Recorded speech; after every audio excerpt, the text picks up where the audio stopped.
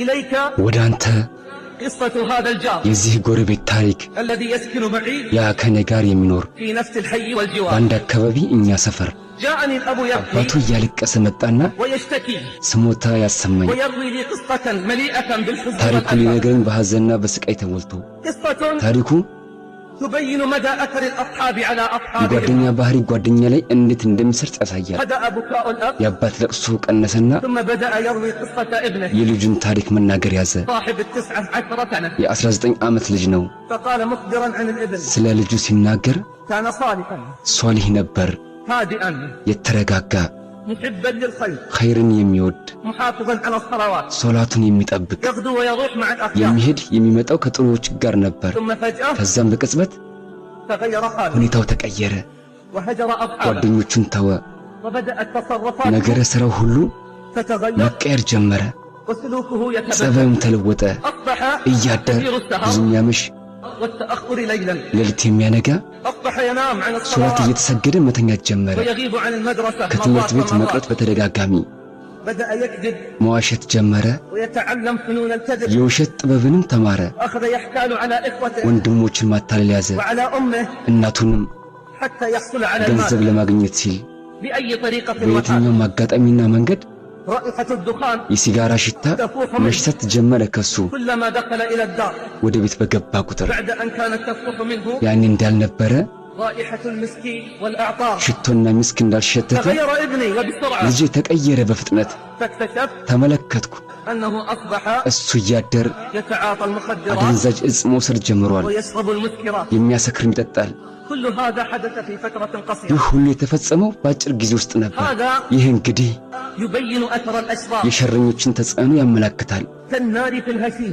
ልክ እንደ ሰደድ እሳት تحرق كل شيء وبسرعة በአጭር ጊዜ ውስጥ ሁሉ እንደሚያቃጥል أخذ الأبوة አባቱ يكمل لي قديما ታሪኩን እየነገረኝ ودموعه على خده እንባ በጉንጮቹ ላይ ይፈሳል قال مستكملا በመጨረሻም አለኝ حاولت علاجه መድኃኒቱን ፈለግኩለት من هذا الإدمان ከዚህ የሚያድነው فأدخلته إلى مستشفى ወደ الأمل አመል ሆስፒታልም አስገባሁት فرفض العلاج መድኃኒት እምቢ አለ سافرت به إلى مصحة في الخارج ለሕክምና ወደ ውጭም ተጓዘ طلبا لشفائه የሚድንበትን ፍለጋ فتعافى قليلا ትንሽ አገገመ ثم لما رجعنا ከዛም ከውጭ ስንመለስ التف حوله الأصحاب ጓደኞቹ ዙሪያ ተመለሰ ورجع أسوأ مما كان ከመጀመሪያው የባሰ ሆኖ ተገኘ فلم أجد حلا ሌላ መፍትሄ አላገኘሁም إلا أن أحبسه في الدار ቤት ውስጥ ካላሰርኩት በቀር إما أن يضرأ بدوائه ወይ በመድኃኒቱ ይድናል أو يموت بدائه አሊያውም በሱሱ ይሞታል حبسته አሰርኩት في إحدى غرف الدار በቤታችን አንድ ክፍል ውስጥ ووالله በአላህ ይሁንብኝ إن الأب አባትየው يبكي لي هذا ይህንን الخبر ታሪክ ሲነግረን وجها لوجه ግንባር ለግንባር ነን يقول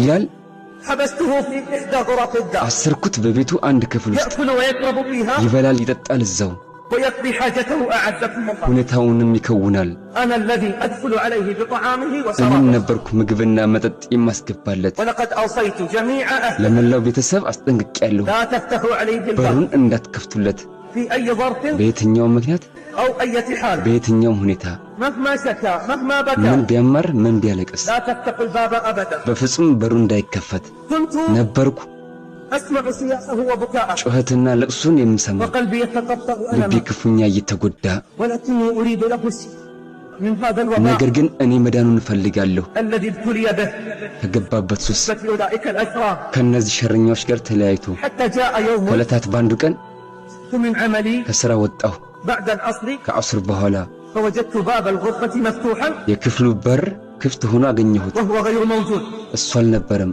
فقلت አልኩኝ أين فلان እገሌ ይታል وما فتح له الباب ማን ነው በሩን የከፈተለት قالوا አሉኝ جاءت جدته አያቱ መጣች للزيارة ለዚያራ فلما سمع صوتها ድምጿን በሰማ ጊዜ أخذ يصيح ويبكي ويناديها መጮህ ማልቀስ መጣራት ጀመረ جدة አያቴ لقد ይኸው آذوني አስቸገሩኝ جدة አያቴ لقد ظلموني ይኸው በደሉኝ جدة أنا تبت አያቴ እኔ ተጸጽቻለሁ وأقلعت ርቄያለሁ أما آن الأوان أن يطلق سراحي ከዚህ በኋላ አይለመደኝም ولا زال አልተወም يكرر عليها عبارات الاستعطاف አሳዛኝ ቃላቶችን ለአያቱ መደጋገም ففتحت له الجدة المسكين الباب ምስኪኗ አያቱ በሩን ከፈተችለት وكان ታዲያ ያኔ أصحابه الأشرار ሸረኛ ጓደኞቹ يقومون حول البيت في تلك اللحظات በቤቱ ዙሪያ ይሽከረከሩ ነበረ بسياراتهم በመኪናቸው ويطلقون ምልክትን إشارات النداء له ክላስ ያደርጉለት ነበረ።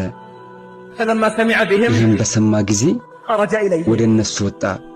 يقول الأب አባት ይላል፣ ولا زالت دموعه متساقطة እንባው አሁንም ይፈሳል። خرجت ወጣሁ بحثا عنه في كل مكان ፍለጋ በሁሉም ቦታ ولم أجد له أثرا ኮቴው እንኳ ማግኘት አልቻልኩም። تغيب عن الدار በወጣበት አልተመለሰም። 3 ليال 3 ቀናት ولم يبقى جسر ولا مكان إلا بحثت እሱም عنه ፍለጋ የሄድኩበት ጉድጓድም አልቀረኝም። فلم أعثر عليه ولا على أصحابه እሱንም ሆነ ጓደኞቹን ላገኝ አልቻልኩም። فوكلت أمري وأمره إلى الله ጉዳይንና ጉዳዩን ለአላህ ትቼ وكأن شعورا في داخلي يقول لي የሆነ ስሜት መጥቶ ውስጤን ይለኛል፣ أنه لن يرجع እሱ አይመለስም። بعد 3 أيام ከ3 ቀናት በኋላ وفي ساعة متأخرة من الليل በረፋድ የምሽት ሰዓት ላይ جاء بطارق يطرق الباب አንድ አንኳኪ በሬን ያንኳኳል። فقلت አልኩኝ፣ اللهم አላህ ሆይ إني أعوذ بك من طوارق الليل እኔ والنهار ባንተ እጠበቃለሁ ከሌትና ቀን አንኳኪ لا طارق يطرق بخير በኸይር ከሚያንኳኩ በቀር። فتحت الباب በሩን ከፈትኩ። فإذا بسيارة الشرطة የፖሊስ መኪና ነው። فسألوني أنت فلان ጠይቁኝ፣ እገሌ ነህ ብለው نعم አዋልኳቸው። اللهم اجعله خيرا አላህ ሆይ ኸይር አድርገው አልኩኝ። قالوا تعالى معنا በልና አብረህን نريدك في أمر هام አሳሳቢ ጉዳይ እንፈልግሃለን። لبست ثيابي ልብሴን ለበስኩኝ፣ خرجت معهم ከነሱ ጋር ወጣሁ። وقلبي يسقط من الخوف والوجل ልቤ በድንጋጤ ይመታል። ولا أدري ما هو الخبر ጉዳዩ ምን እንደሆነ አላውቅም። ما الأمر ምን ጉዳይ፣ القصة ምን ታሪክ قالوا انتظر አሉኝ። ቆይ ጠብቅ። وصلنا ደረስን إلى أحد المجمعات السوقية ወደ አንድ ሱፐር ማርኬት القريبة ቅርብ ወደ ሆነ من دارنا ከቤታችን። وكان السوق حينها مغلقا ያኔ ሱቁ ተዘግቷል። ساعة متأخرة من الليل እጅግ በጣም ስለመሸ فتحوا البوابة በሩን ከፈቱት። ودخلنا إلى داخل المجمع ወደ ሱፐር ማርኬቱ ገባን። ثم أخذوني ከዛም ወሰዱኝ إلى دورات المياه ወደ መታጠቢያ ክፍል። ثم فتحوا ከዛም ከፈቱት باب إحدى الدورات አንዱን በራፍ وقالوا لي አሉኝ፣ تعرف ተዋወቅ على هذه الجثة ከዚህ አስክሬን ጋር። إنه ابني እሱ ልጄ ነው። وفلذت كبدي إنه ابن 19 እሱ የ19 ዓመት ልጄ ነው። إنه الذي ربيته እሱን ያሳደግኩት وسعيت لصلاحه ለመልካምነቱ የሮጥኩለት። وكنت أحلم يوما አንድ ቀን አልም ነበር أن يكون رجلا ወንድ እንዲሆነኝ يسير معي أنا አብሮኝ وإياه የሚሄድ የሚያግዘኝ على أمور ديني ودنياي በዲኔና በዱንያ ጉዳይ። هناك እዚህ وجدته ميتا ሙቶ አገኘሁት في دورة المياه መታጠቢያ ክፍል ውስጥ። ملقا إلى وجهه وباقي المخدر والإبر بجانبه هنا የቀረው አደንዛዥ እጽ ከጎኑ አለ። أين أصحابه؟ የታሉ ጓደኞቹ? أين أولئك الأشرار؟ የታሉ እነዛ ሸረኞች? لماذا تركوه هناك؟ ለምንድን ነው የተውት? لماذا تخلوا عنا؟ ለምንስ ከሱ ራቁ? والله በአላህ ይሁንብኝ يقول لي ودموعه على ይለኛል፣ قلبي እንባውን ጉንጮቹ ላይ አድርጉ። والله لقد كان ወላሂ صالح እሱ በእርግጥ ሷሊህ ነበር። والله لقد كان صالح ወላሂ በእርግጥ እሱ ሷሊህ ነበር። وربي በአላህ ይሁንብኝ سيندم هؤلاء እነዚህ ሰዎች ይጸጸታሉ። وسيلعن بعضهم بعضا አንዳቸውን ይረግማሉ። كل منهم على يديه ሁሉም የእጃቸውን ያገኛሉ።